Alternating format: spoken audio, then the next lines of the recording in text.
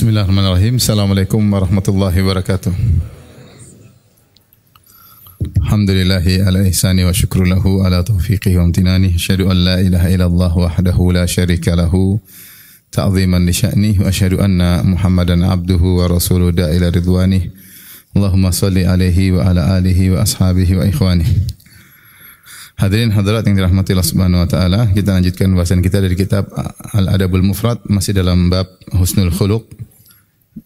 Hadis berikutnya hadis 289, Al-Imam Al-Bukhari berkata, qala haddatsana Abu Nuaim qala haddatsana Dawud bin Yazid qala sami'tu abi yaqul sami'tu Abu Hurairah yaqul qala an-nabiy sallallahu alaihi wasallam, dari Abu Hurairah radhiyallahu anhu, beliau berkata Rasulullah sallallahu bersabda, tadruna ma aktsaru ma yudkhilun nar, tahukah kalian apa yang paling banyak memasukkan neraka jahanam, memasukkan orang dalam neraka jahanam? Qalu Allahu wa rasuluhu a'lam, para sahabat menjawab, Allah dan Rasul yang lebih mengetahui. Qala, Nabi mengatakan, al-ajwafan, dua rongga, al-farju wal famu, yaitu kemaluan dan mulut. Wa ma aktsaru ma yudkhilul jannah, wa ma aktsaru ma yudkhilun, tahukah kalian apa yang paling banyak memasukkan dalam surga? Taqwallah wa husnul khuluq, bertakwa kepada Allah dan akhlak yang mulia. Dalam hadis ini Rasulullah SAW mengabarkan tentang dua perkara. Yang pertama, perkara yang memudahkan masuk neraka. Yang kedua, perkara yang memudahkan masuk surga. Dan ini diantara metode Al-Quran. Dalam Al-Quran, kalau biasanya Allah sudah menyebutkan surga, Allah sebutkan neraka. Kalau Allah sebutkan ciri-ciri penghuni surga, Allah sebutkan ciri-ciri penghuni neraka jahanam. Sehingga terjadi komparasi, kalau kita baca, kita bisa membandingkan. Dan itu banyak dalam Al-Quran. Demikian juga dalam hadis ini Rasulullah SAW menyebutkan tentang perkara-perkara yang mudah masukkan surga dan juga perkara-perkara yang mudah masukkan neraka jahanam. Adapun yang pertama, perkara-perkara yang mudah memasukkan neraka jahanam adalah kemaluan dan mulut, ya. Adapun kemaluan, tentunya betapa banyak maksiat yang dibangun di atas syahwat kemaluan, ya. Banyak sekali maksiat, misalnya pandangan, nonton, melihat aurat wanita yang terbuka atau wanita melihat ketampanan lelaki, ya. Ini contoh maksiat yang dibangun di atas syahwat kemaluan. Makanya dalam hadis Rasulullah SAW bersabda, kataballahu li ibni Adam hadzahu minaz zina mudriku dzalika la mahalah. Allah telah menetapkan bahwasanya anak Adam pasti kecipratan zina. Dia pasti tertimpa dan tidak mungkin dia lolos. Kemudian Rasulullah jelaskan, al-ainani tazniyan, dua mata berzina, wa zinahuma nadhar. Zina mata dengan memandang. Wal udhunani tazniyan, dan dua telinga berzina, wa zinahuma al-istima', dan zina telinga adalah dengan mendengar. Kemudian lisan juga berzina, tangan juga berzina. Para ulama ketika menjelaskan hadis ini, kemudian di akhir kata Rasulullah SAW, wal farju yusaddiqu dzalik au yukadzibuh, kemudian kemaluan yang menjadi keputusan membenarkan atau membatalkan. Maksudnya apa? Sebelum seorang berzina, ada muqaddimah yang semua pengantar zina. Seperti apa? Seperti memandang lawan jenis dengan kelezatan. Para ulama sepakat ulama ijma, tidak boleh seorang laki memandang wanita atau wanita memandang laki yang tidak halal baginya dengan pandangan kelezatan. Hukumnya haram. Hukumnya haram. Beda kalau memandang istri, memandang suami enggak ada masalah. Tapi memandang dengan kelezatan, memandang wanita cantik atau memandang wanita, memandang laki tampan, maka hukumnya haram. Hukumnya haram. Dan ini namanya jualan di dunia ini, jualannya tampan dan cantik, ya enggak? Kalau pasang laki-laki jelek, perempuan jelek, barang enggak laku. Semua barang dagangan pasti endorse-nya atau artisnya pasti cantik-cantik dan tampan-tampan. Agar lezat dipandang. Setelah dipandang enak, dipandang wanita dan lakinya, baru kemudian memandang barang dagangannya, ya. Seperti itu. Padahal para ulama sepakat memandang dengan kelezatan lawan jenis hukumnya haram. jika tidak halal baginya. Ini adalah zina. Sekarang betapa banyak orang yang terjebak dengan hobi nonton film, banyak sekali. Yang belum ngaji, yang sudah ngaji banyak. Kebiasaan masa lalu dibawa lagi. Ya. Nonton di bioskop, nonton di rumah, ya. Sampai ada penerimaan di pondok. Ini saya diceritain sama tim penerimaan pondok, ya. Jadi anak-anak diwawancarai sama pondok, ya. Orang tuanya diwawancarai apakah anak-anak suka nonton film. Oh, enggak. Ketika anaknya dipanggil, orang tuanya enggak ada. Gimana, Nak? Suka nonton film? Oh ya, kemarin Abi ajak ke bioskop. Ini kenyataan. Maksudnya itu maksiat mata, tapi sebenarnya kaitannya dengan maksiat apa? Kemaluan. Adapun telinga mendengar hal-hal yang menimbulkan syahwat seperti nyanyian-nyanyian, suara-suara wanita, lagu-lagu cinta, lagu-lagu yang menimbulkan rangsangan tentang kerinduan seorang wanita kepada laki terhadap wanita, dan itu lagu-lagu yang laris seperti itu. Musik saja bisa menimbulkan syahwat. Kemudian di antaranya pembicaraan, rayuan-rayuan, obrolan antara seorang lelaki dengan wanita yang tidak halal, baik WhatsApp maupun telepon, ya tidak. Makanya lelaki kadang telepon perempuan yang bukan istrinya betah telepon 15 menit, sama istrinya baru 1 menit sudah capek. Habis sibuk, papa lagi sibuk. Tapi kalau sama perempuan yang tidak halal bisa berinovasi dalam berbicara. Sana kemari ngalor ngidul, ketawa ketiwi. Itu maksiat perkataan yang semuanya dibangun di atas syahwat kemaluan. Mulailah muncul dari rayuan, di antara maksiat tersebut dengan apa? Rayuan, WA, kata-kata dirangkai, akhirnya tertarik, kok senang, kok enjoy, itu maksiat. Makanya sering bilang kalau ada laki-laki ngobrol sama perempuan lama, pasti dia berlezat-lezatan, pasti. Itulah zina lisan. Dan itulah zina telinga. Kok bisa lama telepon lama-lama sama istri orang? Tangan zinanya sentuhan. Terakhir wal farju yusaddiqu dzalik aw yukadzibuh. Terakhir kemaluan melanjutkan atau tidak. Maka benarlah sabda Nabi bahwasanya yang paling banyak memasukkan manusia dalam neraka di antaranya apa? Kemaluan. Rasulullah SAW bersabda tentang wanita, ya. Ayyuma imra'atin ista'tarat, wanita mana saja pakai parfum kemudian keluar dari rumahnya, famarrat biqaumin liyajidu minha rihaha fahiya zaniyah. Kemudian dia pakai parfum, dia lewat sekelompok lelaki agar mereka bisa mencium aroma wangi tubuhnya, maka itu wanita pezina. Kenapa dikatakan wanita pezina? Karena dia menggugah hasrat orang untuk melihat dia. Ini taruhlah dia berpakaian jilbab syar'i, tapi dia pakai parfum. Kemudian orang mencium, jadi tertarik. Itu sudah dibilang wanita pezina. Bagaimana lagi yang buka aurat? Bagaimana lagi yang buka apa? Aurat, pakai parfum. Kemudian lewat atau tampil, semua orang tertuju matanya, serius memandangnya, semua orang ngiler melihatnya, syahwat bergejolak. Ini wanita pezina seperti ini. Artinya bukan zina yang dirajam, bukan, tapi ini perbuatan dia mengantarkan kepada apa? Zina. Pada zina. Oleh karenanya Rasulullah menyebutkan orang yang menikah seharusnya dia bisa terhindar dari syahwat kemaluan. Rasulullah SAW bersabda,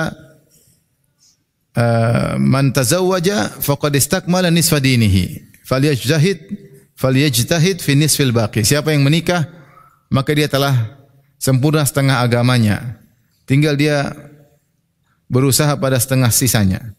Sebenarnya menafsirkan kenapa dikatakan telah sempurna setengah agamanya, karena dia sudah bisa menyalurkan syahwat kemaluannya dengan jalan yang benar. Ya. Tinggal dia masalah syahwat mulut aja ini yang berikutnya, makanan halal atau haram ini harus dia berjuang.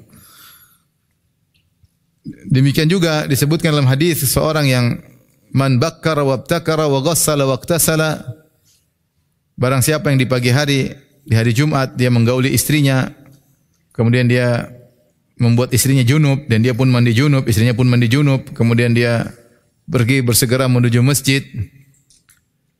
Thumma dana minal imam wa ansata wastama'a, ya, kemudian dia fokus dekat dengan imam, dia dengar khutbah dengan baik, dia simak, kana lahu bi kulli khutwatin yakhtuha ajru sanatin qiyamuha wa siyamuha. Maka setiap langkah yang dia langkahkan dia akan mendapatkan pahala setahun, pahala salat malam dan pahala puasanya. Ini pahala luar biasa, tapi hanya berlaku pada seorang yang di pagi hari dia menggauli istrinya, kemudian dia menjadikan istrinya junub, kemudian dia segera pergi ke masjid hari Jumat, kemudian dia dekat dengan imam, kemudian dia mendengarkan khutbah dengan saksama. Kata para ulama, kenapa pahalanya besar? Karena dia bisa fokus ketika di masjid. Karena syahwat kemaluannya sudah dia salurkan. Sehingga dia pergi ke masjid dengan tenang, tidak melihat ke kanan, tidak melihat kiri, tidak tertarik dengan wanita-wanita di jalan. Kemudian dia sampai ke masjid, dia bisa fokus mendengarkan khutbah dengan baik. Kenapa? Dia telah menyalurkan syahwatnya di pagi hari. Oleh karenanya kita semua bertakwa kepada Allah Subhanahu wa taala, bahwasanya syahwat kemaluan ini luar biasa efeknya, terutama di zaman sekarang. Di zaman sekarang fitnah wanita, fitnah lawan jenis ini luar biasa. Betapa banyak orang berguguran, ya. Bukan hanya orang awam, bahkan penuntut ilmu, bukan hanya penuntut ilmu, bahkan para sebagian dai berguguran. Karena ini fitnah yang sangat luar biasa. Maka benar kata Nabi sallallahu alaihi wasallam, kebanyakan yang masuk neraka adalah fitnah apa? Wanita, di antaranya sebab syahwat kemaluan.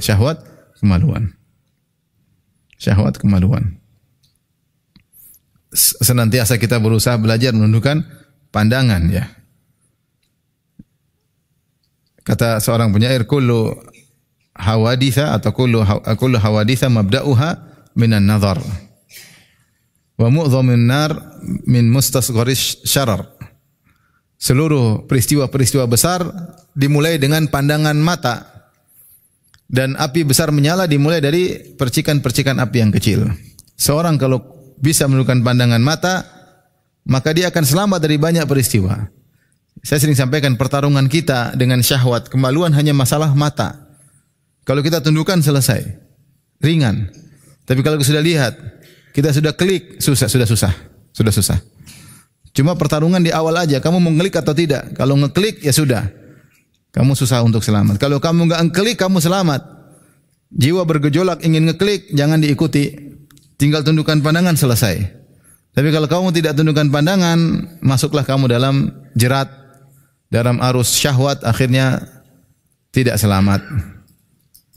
Sehingga pertarungan hanyalah masalah pandangan mata. Siapa yang bisa menjaga pandangan matanya, dia insyaallah akan selamat dari syahwat kemaluan, ya. Tapi yang kedua yang menyebabkan masuk neraka adalah al-fam, mulut. Mulut ini dari dua sisi membuat masuk neraka. Dari banyak omong, yang kedua makan sembarang, makan yang haram. Manusia memiliki lisan, dan lisan itu, ya, lebih aktif daripada anggota tubuh yang lain. Kalau kaki dan tangan ingin menzalimi orang, tidak mudah. Orang tersebut harus di hadapan dia, harus di dalam jangkauannya. Tapi kalau lisan, dia mau ngomongin siapa saja mudah. Yang masih hidup bisa dia omongin, yang sudah mati pun bisa dia omongin. Terus jangkauan efek dia ngomong itu sangat tidak ada batasannya. Kalau tangan kan kekuatan pukulan terbatas. Kaki kekuatan tendangan terbatas, tapi kalau lisan tidak ada, mau ngomong apa aja terserah. Mau maki sehabis-habisnya, mau ngejek sehabis-habisnya, tidak ada batasan. Dan jangkauannya luas. Orang dimanapun bisa kita omongin, bisa kita rendahkan, bisa dijatuhkan. Termasuk omongan adalah tulisan. Sekarang orang mungkin ngomong nggak berani, tapi kalau ngetik berani. Komentar ngaco. Jadi kalau orang komentar sembarangan, ngawur tanpa perhitungan, komentar seenaknya termasuk omongan. Jangan lupa, komentar itu sama dengan apa? Omongan. Semua tercatat oleh malaikat, ya, oleh para malaikat al-hafazah yang mencatat semua perbuatan manusia. Maka seorang hati-hati dalam berkomentar.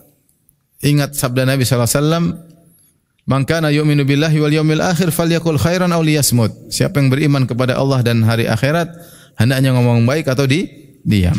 Kalau tidak tahu ilmunya, wala takfu ma laisa laka bi'ilm. Jangan kau ikuti apa yang kau tidak punya ilmu tentangnya. Kalau tidak bukan ahli menganalisa, enggak usah menganalisa. Menganalisa inilah anulah, padahal database-nya enggak ada. Database ada pun ngawur, hoak semua. Kemudian dia menganalisa, memberi komentar, kemudian menghukum, memvonis. Ini bahaya. Inilah hobi manusia. Hobi komentar. Padahal bekal untuk database-nya tidak ada, atau alat untuk menganalisa tidak ada. Akhirnya ngomong sana, ngomong sini, ngomong sana, ngomong sini, akhirnya masuk neraka jahanam. Ini yang penyakit pertama, mulut itu suka ngomong. Ini berbahaya. Maka seorang berusaha tidak ngomong kecuali di atas keyakinan. Kalau tidak yakin enggak usah ngomong. Enggak usah ngomong. Khawatir salah ngomong dan akhirnya berbahaya. Yang kedua, syahwat mulut, maksudnya syahwat perut. Karena makan melalui mulut ya. Orang karena ingin makan ini, ingin beli ini, ingin beli itu, akhirnya melakukan banyak keharaman. Banyak keharaman dia lakukan sehingga dia makan makanan yang haram. Dan Rasulullah SAW bersabda, kullu lahmin nabata an suhtin fannaru aula bihi. Setiap daging yang tumbuh dari hal yang haram, maka lebih utama untuk dibakar oleh neraka jahanam. Waliyadzubillah. Maka seorang waspada. Kata Nabi SAW, inna Jibril nafatha fi ru'i anna nafsan lan tamuta hatta tastakmila rizqaha. Sungguhnya Jibril telah meniupkan dalam ruhku atau dalam ragaku, memberi wahyu, berkata, Jibril berkata, tidak ada satu jiwa pun yang akan meninggal sampai sempurna rizkinya. Fa'ajmilu fit talab. Maka kalau cari rizki yang baik jangan terlalu ngoyo, cari tapi jangan ngoyo-ngoyo banget. Kemudian kata Nabi sallallahu alaihi wasallam, khudhu ma halal, ambil yang halal, da'u ma haram, tinggalkan yang haram. Itu kaidah. Jangan terlalu ngoyo, kerja sehari 25 jam jangan. Yang wajar ya. 8 jam, 10 jam oke lah. Jangan ngoyo karena kita harus ada waktu untuk ibadah. Nanti rezeki Allah kasih ya. Yang penting bertakwa. Kalau yang haram tinggalkan, da'u ma haram, yang haram tinggalkan. Wa khudhu ma halal, ambil yang halal karena rezekimu tidak akan berubah. Cara haram, cara halal hasilnya sama saja. Kalau tertutup bagimu pintu yang haram, kau tidak mau, enggak lah. Nanti Allah buka pintu yang halal. Tapi kalau kau buka pintu yang haram, kau ambil yang haram, maka hasilnya sama saja. Tadi ada pintu kebaikan yang halal, Allah tutup gara-gara engkau mencari dengan cara yang haram. Ini keyakinan.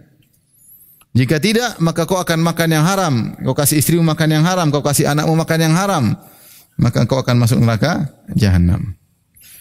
Maka inilah dua hal yang mudah masuk dalam neraka jahanam, yaitu syahwat kemaluan dan syahwat mulut ya, syahwat mulut.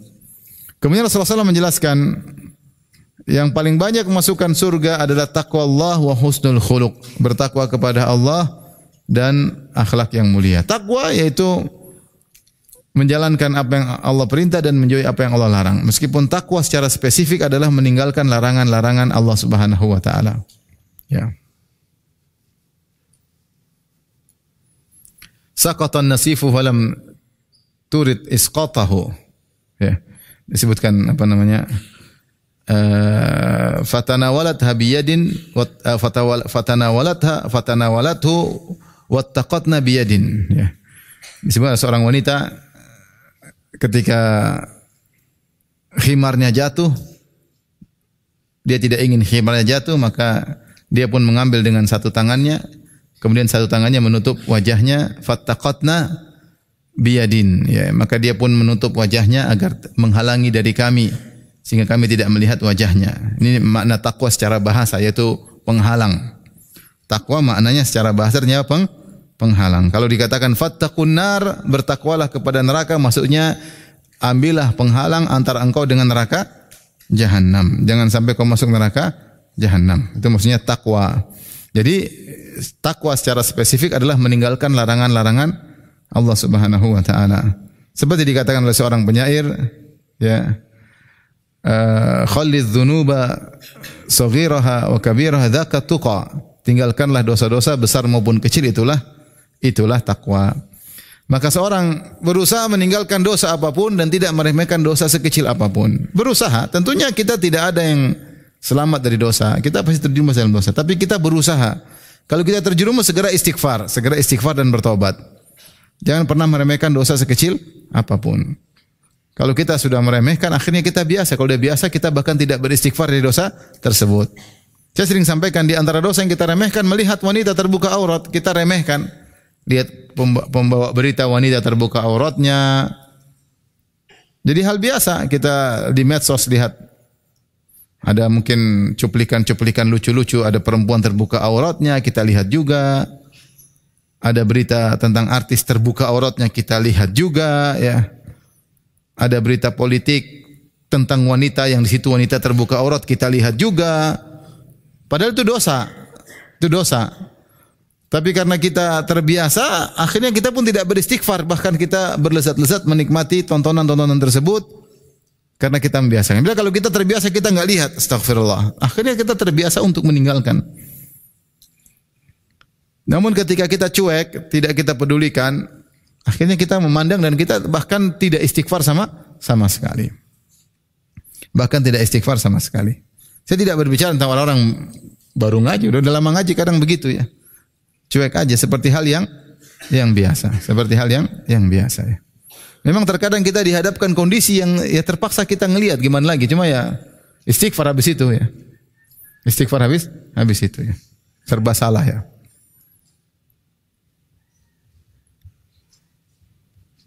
Saya kadang naik pesawat, kemudian duduk di depan, pramugarinya, istri saya bilang, Abi tundukkan pandangan. Saya bilang susah. Kemudian nawarin depan gini, Pak makan apa? Kan susah, gimana tundukkan pandangan? Kita mau begini, gimana? Khawatirnya juga gimana, serba salah. Kalau mungkin saat kita nggak dengar juga, atau nanti dia malah suudzon, dipikir apa kan? Serba salah ya, istighfar aja deh. Ya, tapi jangan dianggap biasa, akhirnya jadi lezat, jangan dianggap biasa. Anda itu dosa ya, tapi ya mudah-mudahan Allah mengampuni. Ya. Bagaimana lagi ya? Ya, maksud saya kita jangan anggap biasa ya. Anak-anak juga kita biasa, ini nonton film Korea jangan kita biarkan. Ini maksiat itu, perempuan buka aurat, enggak boleh. Ibu-ibu kalau lihat suami nonton film Korea, jangan ikut nonton sama suami. Ditegur ya. Mas itu aurat, wanita terbuka aurat itu. Jangan ya. Istighfar mas, istighfar. Dosa, ingatin aja. Ingatin. Jadi bertakwa, maksud saya, seorang kalau masuk surga dia bertakwa kepada Allah, menghindarkan diri maksiat, bukan hanya maksiat besar, maksiat kecil pun dia berusaha meninggalkan. Apapun dia berusaha tinggalkan. Selama itu maksiat tinggalkan sebisa mungkin. Kalau dia enggak bisa dia istighfar. Istighfar, bertobat kepada Allah Subhanahu wa taala. Kemudian setelah itu Rasulullah SAW bersabda, wa husnul khuluq, akhlak yang mulia. Akhlak yang mulia ini sebab utama masuk surga. Nah ini yang sering kita lupa, bahwasanya ibadah itu bukan cuma baca Quran, cuma puasa, cuma sholat malam. Akhlak mulia itu ibadah. Senyum sama orang ibadah, kita menghormati orang lain kita ibadah, dia bicara kita dengerin itu ibadah. Ngobrol sama istri ibadah, menghargai perasaan istri adalah ibadah, melayani suami adalah ibadah, perhatian sama anak-anak adalah ibadah, berakhlak baik terhadap orang tua, terhadap kakak dan adik, kita telepon, kita ngobrol, itu ibadah. Salam sama tetangga, itu semua adalah ibadah. Dan ini ibadah yang tidak mudah, ibadah yang susah. Berakhlak mulia. Ya. Tapi pahalanya besar, bahkan dia penyebab utama masuk surga. Penyebab utama masuk surga. Bukankah sudah kita sampaikan dalam hadis Rasulullah SAW bersabda, "Ma min syai'in athqalu fi mizanil mu'min yaumal qiyamah min husnil khuluq." Tidak ada amalan yang timbangannya paling berat pada hari kiamat seperti akhlak yang mulia. Maka seorang berjuang punya akhlak yang mulia. Akhlak mulia kita ngerti lah. Akhlak mulia itu murah senyum, tidak sombong, tidak angkuh, tidak merendahkan. Kalau orang bicara kita dengar, tidak meremehkan. Ringan tangan, mudah membantu, tidak mendolimi orang, itu namanya akhlak mulia. Tidak usah terlalu banyak teori, tapi akhlak orang senang sama kita, itu akhlak yang mulia. Istri kita senang sama kita, anak-anak senang sama kita, ya. Saudara-saudara kita, kakak adik juga dekat dengan kita. Merasa kita orang mudah, tidak sulit, ya. Tidak sulit, ya. Rasulullah mengatakan, "Ala ukhbirukum biman tahrumu alaihil jannah." Maukah aku kabarkan kepada kalian orang yang diharamkan masuk surga? Kullu layyin hayyilin sahlin qarib.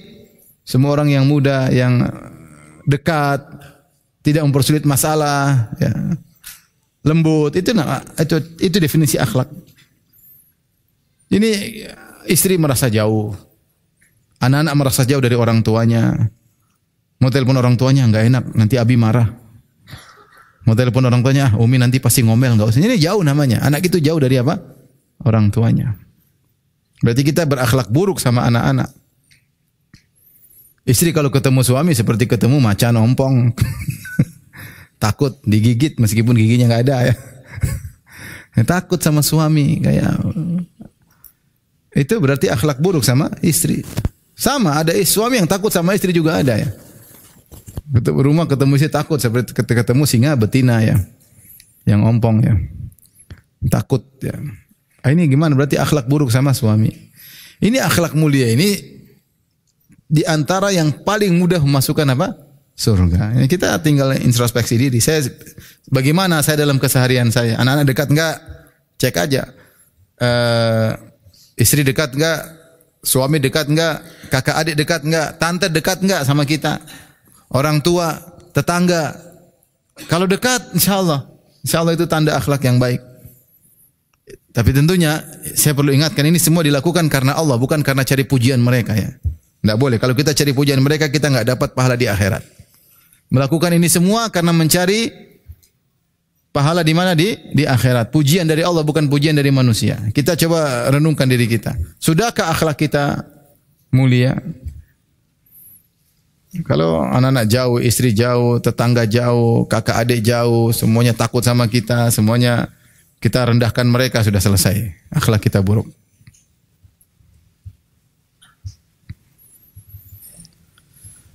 Taib. Kita lanjutkan hadis berikutnya. Al-Imam Al-Bukhari berkata, qala hadatsana Abdullah bin Muhammad qala hadatsana Abu Amir qala hadatsana Abdul Jalil bin Atiyah an Syahr an Ummi Darda qalat, dari Ummu Darda istrinya Abu Darda, dia berkata qama Abu Darda lailatan yusalli. Suatu hari Abu Darda salat semalaman, yusalli. Suatu malam Abu Darda salat malam. Faja'ala yabki, kemudian Abu Darda menangis. Wa yaqul, kemudian Abu Darda berdoa dalam doanya, Allahumma ahsanta khalqi fahasin khuluqi. Ya Allah, engkau telah memperindah rupaku, maka indahkanlah akhlakku. Ya Allah, engkau telah perindah rupaku, maka indahkanlah akhlakku. Hatta asbah, sampai pagi hari dia berdoa dengan doa yang satu itu aja. Dia ulang-ulang. Ya Allah, Allahumma ahsanta khalqi fahasin khuluqi. Allahumma ahsanta khalqi fahasin khuluqi. Allahumma ahsanta khalqi fahasin khuluqi. Terus dia ulang-ulang. Faqala ya Abu Darda, faqultu, istrinya berkata, aku berkata, ya Abu Darda, wahai Abu Darda, ma kana du'auka mundul lailati illa fi husnil khuluq. Kenapa doamu semalam suntuk cuma tentang akhlak yang mulia? Kan masih banyak permintaan yang lain. Saya dengar kok doanya cuma tentang akhlak mulia. Faqala, maka Abu Darda berkata, ya Ummu Darda, wahai Ummu Darda, innal abdal muslim yuhassin khuluqahu hatta yudkhilahu husnu khuluqihi al-jannata. Sungguhnya seorang hamba berusaha memperindah akhlaknya. Terus dia perindah sampai akhlaknya yang mulia membuat dia masuk surga. Wa yusi'u khuluquhu atau yusi'u khuluquhu hatta yudkhilahu su'u khuluqihi nara. Dia perburuk akhlaknya sampai akhlaknya yang buruk membuat dia masuk dalam neraka jahanam. Wal abdul muslim yughfaru lahu wa huwa naim. Bahkan seorang muslim meskipun dia sedang tidur dia diampuni dosa-dosanya. Faqultu, aku berkata, ya Abu Darda, kaifa yughfaru lahu wa huwa naim? Bagaimana bisa diampuni dosanya sementara dia sedang tidur? Amal apa yang dia lakukan? Kenapa tidur diampuni dosa-dosanya? Qala, Abu Darda berkata kepada istrinya, yaqumu akhuhu minal lail fayatahajjad. Ada saudaranya, temannya salat malam, bangun malam, kemudian tahajud. Fayadu Allah azza wa jalla, kemudian dia berdoa kepada Allah agar mengampuni saudaranya yang lain. Fayastajibu lahu, maka Allah pun kabulkan doanya. Ya, wa yad'u li akhihi, dia doakan saudaranya. Jadi dia salat malam, dia doakan untuk dirinya, wa yad'u li akhihi, dia doakan juga untuk saudaranya, fa istajibu lahu fihi, Allah kabulkan doanya untuk dia dan untuk saudaranya tersebut. Di sini maknanya indah, namun dalam sanadnya ada namanya Syahr. Rawi bermasalah ya. Tetapi kalau kita lihat maknanya, ini Abu Darda sedang berdoa, dia bangun malam tahajud, kemudian semalam suntuk, sejak dia bangun malam sampai subuh dia berdoa untuk minta akhlak yang mulia, karena begitu agungnya akhlak mulia. Ini maknanya benar, hadis ini maknanya benar ya. Kenapa? Karena akhlak mulia mengantarkan kepada surga. Akhlak mulia mengantarkan kepada surga. Orang akhlak mulia hatinya lembut, hatinya peka ya, mudah terenyuh, melihat orang miskin kasihan, mudah membantu, ya, tidak merendahkan orang lain, ya, dia mudah masuk surga. Kalau ngomong dia rangkai kata-katanya agar tidak menyakiti hati orang, tidak merendahkan orang lain, dia mudah masuk surga. Tapi kalau akhlaknya buruk, pelit lah, merendahkan orang lain lah, gibahin orang, ya mudah masuk neraka jahanam. Mudah masuk neraka jahanam. Maka benar kata Abu Darda, maka dia berusaha berjuang untuk berdoa agar akhlaknya diperbagus. Namun di antara yang menarik di sini Abu Darda berkata seorang tidur dan dia diampuni. Istrinya bertanya, bagaimana dia tidur kok diampuni? Maka dia bilang ada temannya salat malam, doain dia. Kenapa dia doain? Biasanya orang doain karena akhlaknya baik. Karena akhlaknya baik. Antum sering doain teman enggak? Enggak pernah. Kita kalau doain orang, kita kan doain orang. Di antara balas budi kepada orang lain, kita mengatakan jazakallahu apa? Khairan. Dan di antaranya kita selipkan dalam doa-doa kita orang yang punya jasa dalam kehidupan kita, kita doain dalam salat malam kita, ketika umrah, ketika haji kita doain. Biasanya orang-orang tersebut yang punya jasa dalam kehidupan kita orang berakhlak mulia. Orang berakhlak mulia. Ya. Saya cuma saranin aja ya, artinya kalau antum kalau doain orang-orang yang punya jasa dalam kehidupan antum. Dari orang yang dekat atau orang lama, teman lama yang pernah punya jasa sama antum doain. Ya. Sama, maksudnya saya berusaha demikian. Jadi saya kalau saya lagi berdoa, saya bukan cuma orang tua, bukan anak istri, bukan itu aja. Bukan hanya kaum ini, namun saya doa juga orang khusus, orang-orang yang punya jasa dalam kehidupan saya. Saya doain ya. Maka benar kata Abu Darda, jadi seorang mukmin dia tidur tapi diampuni. Kenapa? Karena ada yang mendoakan dia. Kok bisa orang itu mendoakan dia? Karena akhlaknya baik. Karena akhlaknya apa? Baik. Sehingga dia didoakan oleh orang lain. Allah membuat hati orang tersebut tergerak untuk mendoakan dia. Kenapa? Karena akhlaknya apa? Akhlaknya baik.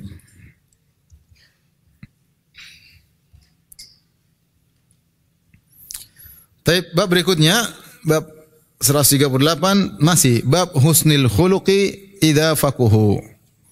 Bab akhlak yang baik jika faqih dalam agama. Jadi ini penting bahwasanya akhlak yang baik harus dibarengi dengan ilmu apa? Agama. Karena kalau akhlak yang baik tidak dibarengi ilmu agama, akhirnya salah kebaikannya. Menaktir orang minum bir akhirnya. Baik, tapi neraktir orang minum apa? Minum bir. Akhlaknya baik, ngajak orang, neraktir orang nonton bioskop. Ya, ini akhlaknya baik, tapi apa? Salah ya. Maka ya, akhlak yang baik, murah hati, murah senyum, harus dibarengi dengan ilmu agama. Kalau enggak nanti salah. Ya. Maka jika seorang akhlaknya baik dibarengi dengan kefakihan dalam agama, maka dia mencapai puncak kemuliaan. Mencapai puncak kemuliaan ya. Sebagaimana dalam hadis sudah pernah disebutkan ketika Rasulullah SAW ditanya tentang ma'adinil Arab, tentang orang-orang jahiliyah bagaimana ya. Kata Rasulullah SAW, khairukum fil jahiliyah, khairukum fil Islam idza faquhu. Sebaik-baik kalian di zaman jahiliyah juga akan menjadi terbaik ketika sudah masuk Islam jika faqih dalam agama. Jika faqih dalam agama. Dan ini penting menggabungkan antara akhlak mulia dengan ilmu. Taib, Al-Imam Bukhari berkata, qala hadatsana Abu Nu'man qala hadatsana Abu Awanah an Ziyad bin Alaqah an Usamah bin Syarik. Qala kuntu inda Nabi sallallahu alaihi wasallam wa ja'atil a'rabu nasun katsir min hahuna wa hahuna. Kata Usamah bin Syarik radhiyallahu anhu, aku berada di sisi Nabi sallallahu alaihi wasallam, kemudian datang orang-orang Arab Badui. Jumlahnya banyak sekali dari sana dari sini. Ini disebutkan ketika haji wada. Ketika haji wada datang orang-orang banyak. Orang datang berhaji dari berbagai penjuru. Disebutkan Nabi sallallahu alaihi wasallam ketika haji wada, Nabi cuma haji sekali. Haji tersebut setelah Nabi jadi seorang nabi. Ya. Sebelum Nabi jadi seorang nabi, Nabi pernah berhaji ketika belum diangkat menjadi seorang nabi. Tapi ketika Nabi diangkat menjadi seorang nabi dan setelah berhijrah, jadi Nabi haji ada 3 kondisi. Nabi haji sebelum diangkat menjadi seorang nabi, Nabi pernah berhaji. Dalam hadis Rasulullah SAW berhaji sebelum diangkat menjadi seorang nabi. Cuma Nabi SAW menyelisih orang-orang Quraisy. Orang-orang Quraisy ketika mereka berhaji, mereka wukufnya di Muzdalifah, bukan di Padang Arafah. Kenapa? Karena Padang Arafah adalah tanah halal. Mereka mengatakan kami adalah penghuni tanah haram, kami penghuni penduduk asli Mekah. Maka kami tidak akan keluar ke tanah halal, kami tetap haji di tanah haram. Muzdalifah, tanah haram. Padahal Arafah di tanggal 9 Zulhijjah itu wukufnya di mana? Arafah. Namun Arafah itu tanah halal. Nabi SAW di tanah halal bersama suku-suku Arab lainnya. Orang-orang Quraisy enggak mau, mereka tetap di tanah haram. Padahal menyelisihi. Maka ada seorang bertemu, kenapa Muhammad kok di Arafah? Bukankah dia orang Quraisy? Harusnya dia di tanah di Muzdalifah. Tapi Nabi menunjukkan Nabi berhaji sebelum menjadi seorang nabi. Berapa kali Nabi berhaji? Wallahu alam, enggak tahu. Kemudian setelah Nabi diangkat menjadi seorang nabi ketika usia 40 tahun, Nabi di Mekah selama 13 tahun. Datang dalam riwayat Nabi SAW mendakwahi para jemaah haji di Mina. Jemaah haji musyrikin Rasulullah datang. Jadi orang musyrikin dulu juga berhaji. Mereka juga umrah, mereka juga berhaji. Cuma mereka syirik. Maka Nabi SAW datang ke Mina mendakwahi mereka. Nah, ketika Nabi mendakwahi mereka di Mina sebelum Nabi berhijrah, apakah Nabi juga ikut hajian? Wallahu alam. Enggak disebut. Tapi kalau sebelum Nabi menjadi Nabi, disebutkan dalam riwayat Nabi pernah berhaji. Nah, selama di Mekah 13 tahun Nabi berdakwah di Mina. Apakah Nabi ikut berhaji? Wallahu alam bisawab. Tapi setelah Nabi berhijrah ke Madinah, Nabi tidak pernah berhaji kecuali berapa kali? 1 kali. Jadi kalau perkataan Nabi haji berapa kali? Kita bilang selama Nabi setelah berhijrah, Nabi cuma haji berapa kali? Sekali, yaitu namanya haji wada. Pada tahun 9 Hijriah, Nabi itu haji pada tahun 10 Hijriah. Pada tahun 9 Hijriah, Makkah sudah dikuasai, sudah Fatu Makkah. Tetapi Nabi belum haji. Nabi menyuruh Abu Bakar As-Siddiq untuk berhaji. Abu Bakar haji dulu, Nabi belum. Ada 2 sebab, karena tahun 9 Hijriah amul wufud, banyak tamu yang datang yang buat Nabi menjamu tamu, ada yang masuk Islam, ada yang bertentang Islam, dan banyak berdatangan orang-orang masuk Islam berbondong-bondong. Sehingga Nabi sibuk ngurusin tamu-tamu dengan urusan dakwah. Ini ada pendapat demikian. Pendapat kedua, Nabi tidak mau berhaji karena ketika itu haji masih campur. Banyak orang musyrik masih haji. Nabi gimana kalau haji ternyata ada yang tawaf telanjang, kan repot. Jadi Nabi suruh Abu Bakar haji duluan untuk menetralkan, mengkelirkan Mekah. Maka Abu Bakar berhaji bersama orang musyrik ketika itu masih haji. Kemudian Abu Bakar bikin pengumuman karena Nabi sudah menaklukkan kota Mekah pada Fatu Makkah 8 Hijriah. Pada tahun 9 Hijriah Nabi Abu Bakar Siddiq haji, kemudian dia beri pengumuman, alla yahujja ba'da hadzal am musyrik wala yatufu bil baiti uryan. Sejak tahun depan enggak ada lagi boleh orang musyrik hajian, enggak boleh. Dan tidak boleh ada yang tawaf telanjang. Jadi dia menetralkan, beri pengumuman netral. Maka ketika tahun 10 Hijriah Nabi haji, karena Nabi akan jadi pusat perhatian sehingga tidak ada yang mengganggu, tidak ada yang tawaf telanjang, tidak ada yang tawaf bilang syirik-syirik, sehingga Nabi cuma haji sekali di akhir hayatnya. Dan Nabi berkata, khudhu anni manasikakum la'alli la alqakum ba'da amikum hadha. Ambillah tata cara manasik haji kalian, bisa jadi aku tidak bisa haji bersama kalian tahun depan. Maka disebut dengan hajjatul wada, haji perpisahan. Nah, kejadian ini ketika Nabi mau haji wada, Nabi bikin pengumuman. Maka semua kaum muslimin berkumpul berhaji bersama Nabi. Khilaf jumlah mereka berapa? Ada yang mengatakan 120 ribu, ada yang mengatakan 100 ribu, ada yang mengatakan 80 ribu. Tapi ketika itu jumlah yang banyak, sekitar 100 ribu. Mereka berhaji bersama Nabi SAW, termasuk Arab-Arab Badui datang. Arab Badui itu Arab yang tinggal di pedalaman-pedalaman, yang tinggal di padang-padang pasir, bukan Arab kota. Mereka datang ikut hajian. Disinilah berkata Usama bin Syarik, dia berkata, Waja'atil a'rabu nasun katsir, maka datanglah Arab Badui banyak di sekitar Nabi SAW. Min hahuna wa hahun, dari sana datang, dari sini datang. Fasakatan nasu la yatakallamuna ghairahum. Fasakatan nas la yatakallamuna ghairuhum. Maka orang-orang semua diam ketika berhaji bersama Nabi. Tidak ada yang ngomong kecuali Arab-Arab Badui tersebut. Arab Badui kalau nanya enggak sungkan-sungkan. Makanya sering bilang, para sahabat itu segan sama Nabi, sampai mereka mau nanya kadang mereka malu. Ya. Tapi kalau Arab Badui asal datang, asal nanya. Makanya kalau ada Arab Badui datang, para sahabat senang. Kenapa? Kalau datang pasti nanya. Bahkan sebagian Arab Badui dikasih hadiah, suruh nanya sama Nabi. Makanya zaman sekarang juga ada yang Arab kota, ada yang Arab Badui juga. Datang tidak lihat situasi kondisi, asal nanya ya. Asal nanya. Maka mereka datang, mereka tanya kepada Nabi.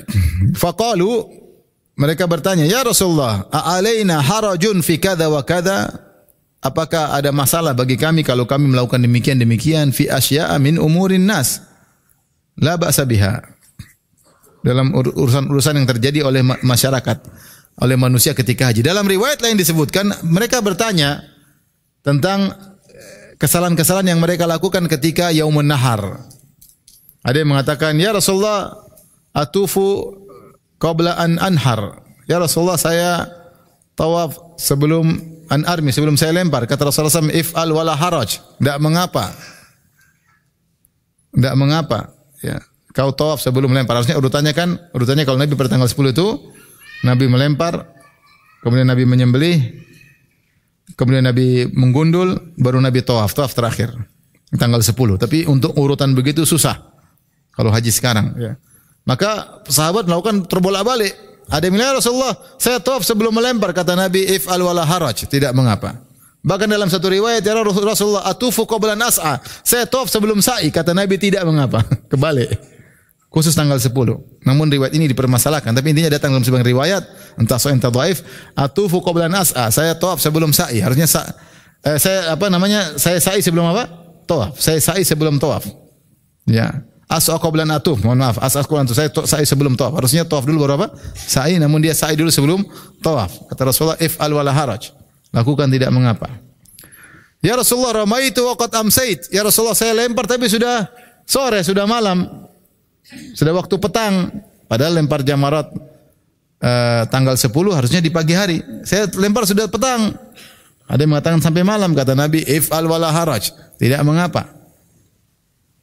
Sampai dalam hadis Abdullah bin Amr al-As, dia berkata, fama su'ila an-nabiy sallallahu alaihi wasallam an syai'in yauma idzin qaddim wala ukhir illa qala if'al wala haraj. Nabi tidak ditanya pada saat itu, pada kegiatan tanggal 10 Zulhijjah, tentang perkara dimajukan dimundurkan, kecuali Nabi berkata, lakukan tidak mengapa. Ini maksudnya. Jadi Arab Badui tanya, ya Rasulullah, saya begini. Kata Rasulullah, tidak mengapa. Kemudian Rasulullah berkata, ya ibadallah, wada'allahu al-haraja. Ketahuilah hamba-hamba Allah. Ini yang penting tentang akhlak yang mulia. Kata beliau, ketahuilah hamba-hamba Allah bahwasanya kesulitan telah Allah angkat. Itu tidak mengapa apa yang kalian lakukan, enggak ada masalah. Allah mengangkat dosa illa imra'an iktarada imra'an zulman fadzaka alladhi haraj wa halak atau hurrij wa halak. Ada kecuali orang yang iktaradu memotong saudaranya dengan kezaliman, maka itulah yang dosa dan binasa. Itulah dosa dan apa? Binasa. Maksudnya kata para ulama, kecuali orang yang menggibah orang lain. Yang menggibah orang lain. Jadi Rasulullah ingin menjelaskan kalian haji, tapi jangan lupa jangan sampai bergibah. Ini di antara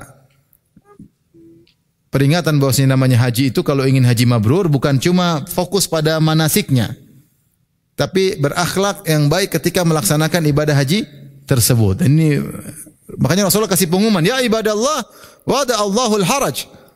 Ketahuilah bahwasanya Allah menghilangkan dosa dari kalian. Tidak jadi masalah kecuali seorang yang menggunting orang lain.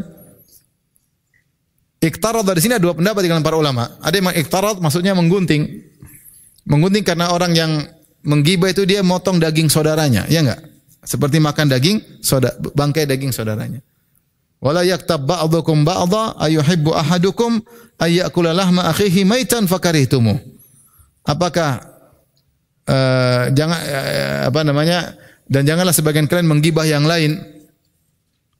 Apa kalian suka jika salah seorang dari kalian makan bangkai daging saudaranya? Maka di sini Rasulullah menggunakan kata iktarad, yaitu memotong daging bangkai. Itu yang dosa kata Nabi. Kalian haji ini enggak ada masalahnya. Yang masalahnya kalau kalian menggibah saudara, maka kalian seperti memotong dagingnya, kemudian kalian makan. Dosa. Sebagian ulama menafsirkan iktaradha maknanya adalah hutang. Maka siapa yang mendolimi saudaranya dengan menggibahnya, itu adalah hutang yang harus dia bayar pada hari kiamat kelak. Dia bayar dengan pahala-pahalanya pada hari kiamat kelak.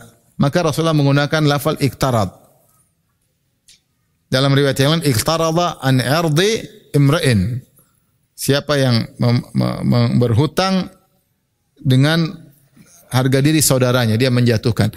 Maka digunakan lafal iktarad untuk menunjukkan bahwasanya kezaliman itu hutang yang harus dibayarkan pada hari kiamat kelak.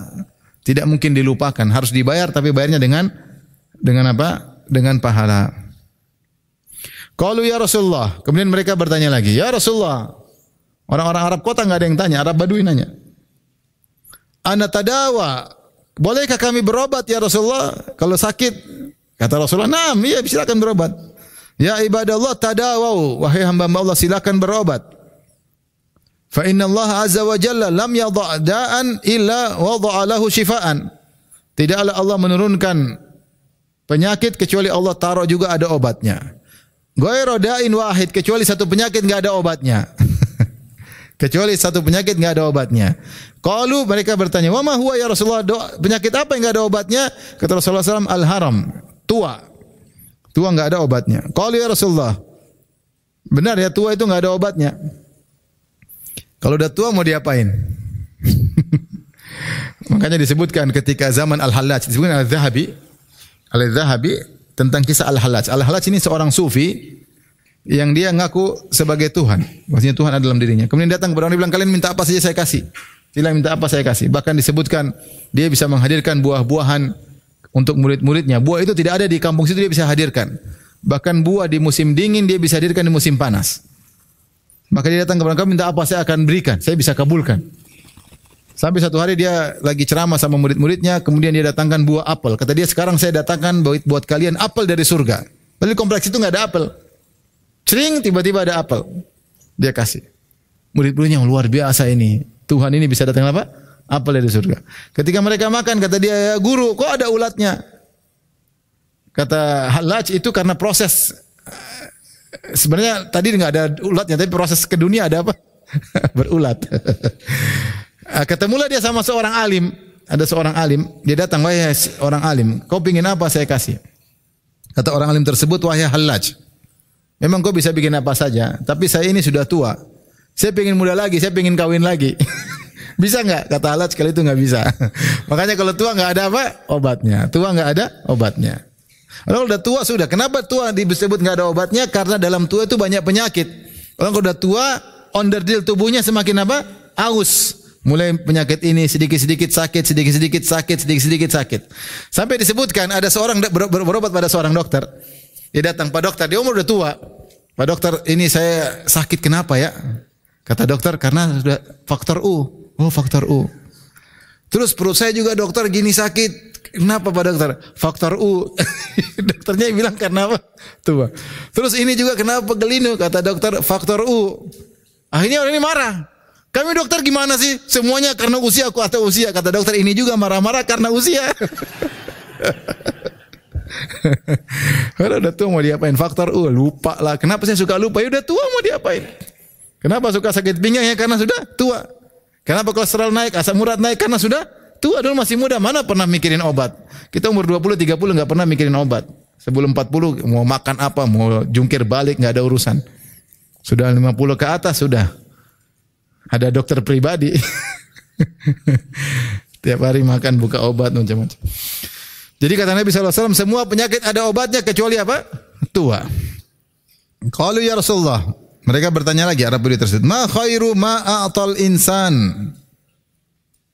Ma khairu ma u'tiyal insan? Ya Rasulullah, apa yang terbaik yang diberikan kepada seorang manusia?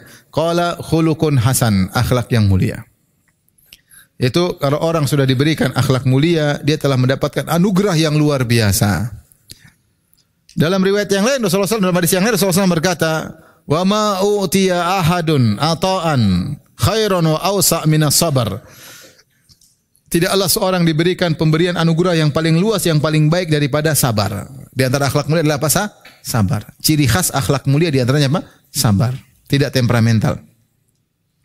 Jadi kalau orang sudah diberikan akhlak mulia, itu anugerah dari Allah Subhanahu wa taala. Orangnya sabar, rendah hati, lembut, tidak merendahkan orang lain, tidak meremehkan orang lain, mengakui kelebihan orang lain, tidak hasad sama orang lain. Ini orang luar biasa. Ini luar biasa. Karena dia telah diberikan anugerah luar biasa dan pahalanya sangat besar. Tidak ada amalan yang pahalanya lebih besar dari seperti amal akhlak yang mulia. Tapi siapa orang seperti jarang, langka orang berakhlak mulia, langka. Jarang kita sepakat itu orang akhlak mulia, jarang. Pasti ada kekurangannya. Tapi ada orang yang masalah ini akhlaknya luar biasa, ada. Semua orang ngakui. Tapi tidak banyak orang seperti itu, menunjukkan memang orang yang diberi anugerah akhlak mulia tidak banyak. Ya tidak? Banyak atau tidak? Tidak banyak. Hanya segelintir orang yang kita bilang itu masya Allah akhlaknya mulia.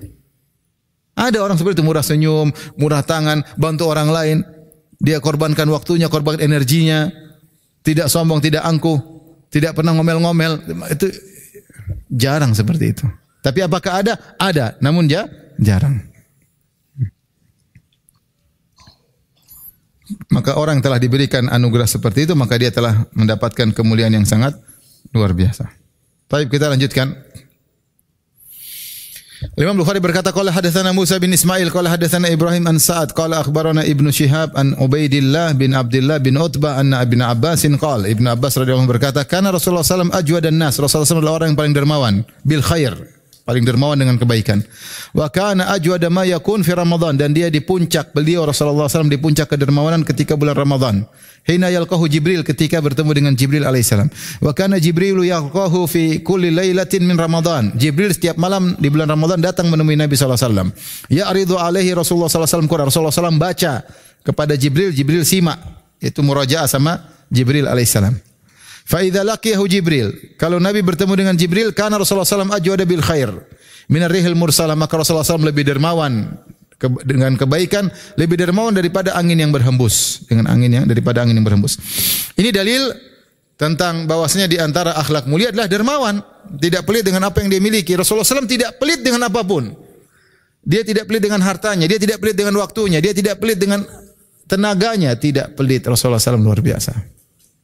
Tidak pelit dengan ilmunya. Bahkan Rasulullah, kalau orang tanya, Rasulullah jawab lebih daripada yang ditanyakan. Lebih daripada yang seperti orang bertanya, ya Rasulullah, kami kunna narkabul bahr wa nahmilu ma'ana al-qalil minal ma'. Kami berlabuh di lautan, kami cuma bawa air tawar sedikit.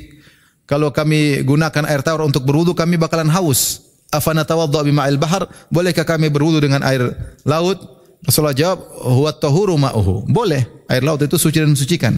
Buat wudu, buat mandi junub. Kemudian Rasulullah tambah lagi, al-hillu maitatuhu. Bangkainya pun, bangkai ikan itu pun halal. Padahal jawaban bangkai ikan pun halal itu tidak ada kaitannya dengan pertanyaan. Tapi Rasulullah tahu mereka butuh. Bahwasanya nanti mungkin mereka di tengah jalan bingung, ini bangkai ikan gimana nih? Maka Rasulullah kasih jawaban. Jadi Rasulullah SAW dermawan dalam segala hal. Kalau kita lihat kisah Nabi SAW luar biasa ya. Dermawan dengan harga dirinya, dia maafkan, subhanallah. Dermawan dalam segala hal. Dan lebih dermawan ketika bertemu dengan Jibril. Ibnul Mulakin berkata, kenapa Rasulullah SAW ketika bertemu dengan Jibril lebih dermawan lagi? Karena dia baca Quran di hadapan Jibril. Siapa yang baca Quran dengan mentadaburi pasti melewati ayat tentang akhirat. Sehingga mengetahui dunia hanyalah fana, dunia akan sirna, dunia rendah di hadapan Allah. Dunia adalah sarana untuk akhirat. Bagi dia dunia semakin rendah, maka dia punya dunia, dia akan habiskan untuk akhirat. Bukannya kita tidak cari dunia tapi untuk akhirat. Dunia sarana untuk meraih akhirat tertinggi. Maka ketika semakin banyak baca Al-Quran semakin baca Al-Quran semakin duniawi. Salah seperti itu, semakin duniawi. Bukan semakin baca Al-Quran maka dakwah pakai tarif, ngajar Quran pakai tarif, ini malah gimana sih?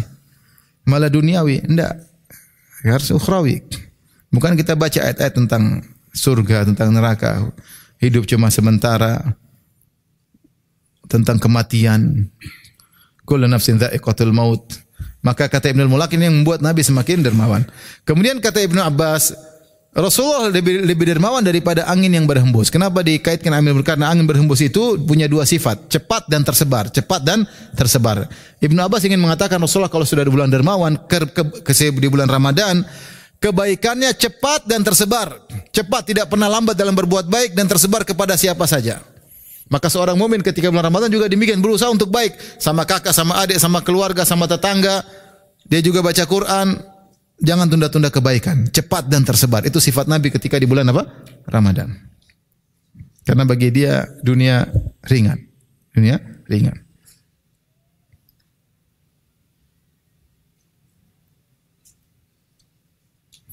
Tapi kita lanjutkan.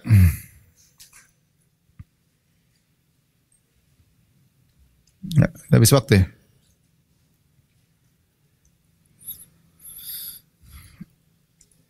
Sampai sini aja deh. Nanti kita lanjutkan lagi. Demikian wabillahi taufik. Assalamualaikum warahmatullahi wabarakatuh.